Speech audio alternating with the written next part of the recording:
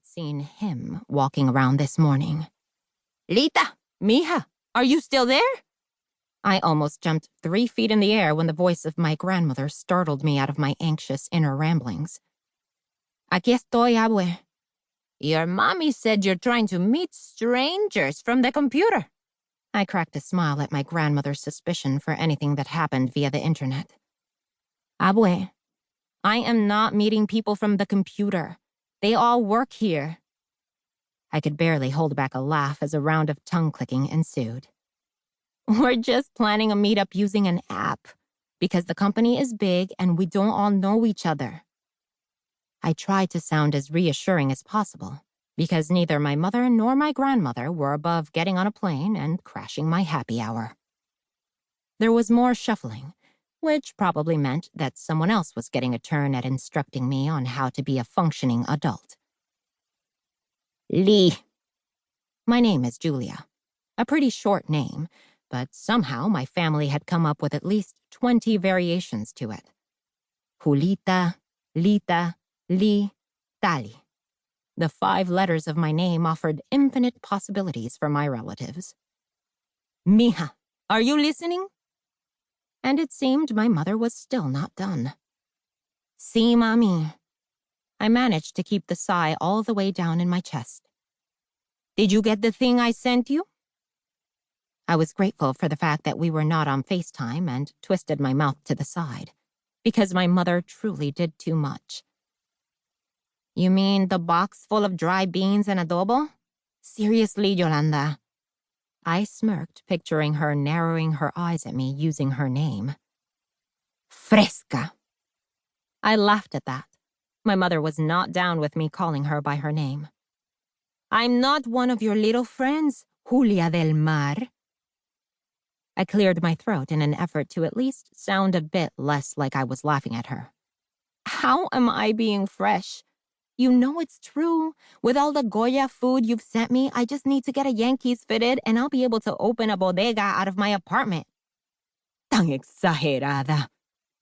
She tried really hard to sound mad, but I could hear the hint of a smile in her voice. "I'm not exaggerating. I got pounds of gandules in my apartment." My mother had taken my move hard. I knew she missed me. I missed her too. But I was determined to make a go of things here. I would not go back to New York City with my tail between my legs. "I know it's disappointing, but I need to do this right now, okay?" I pushed down the knot in my throat and tried to scare off the tears pooling in my eyes by staring up at the ceiling. Crying on the phone with my mother would really set off a rescue operation. I need to stay here and see this job through. Matt wasn't the only reason why I came to Texas. I cringed at my slip. Mentioning my ex's name would send my mother and abuela to the land of petty in a hot second. It took less than that. "It's all that pendejo's fault, making you move down there and leaving you to chase after some sucia from his office." I miraculously managed to keep another sigh inside. "I knew that boy was trouble from the day I met him.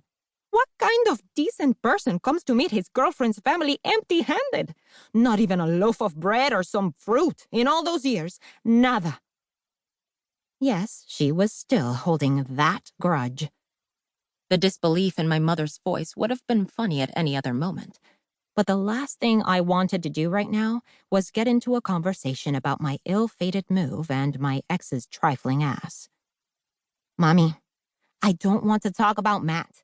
Yes, he's trash, but he doesn't matter anymore. This year is about me. No romance, no distractions, nada." I sliced the air with my hand as if she could see me. "I'm focusing on my job, which I actually love, and trying to build a life here. Está bien, mami. Can you guys support me in that?" That was a low blow, because my mom, all of my family really, was nothing but supportive.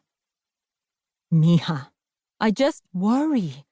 It's so hot in that place." Oh no, not the heat again. I was never going to get to that meeting. "It's so dry." Mariita told me when she...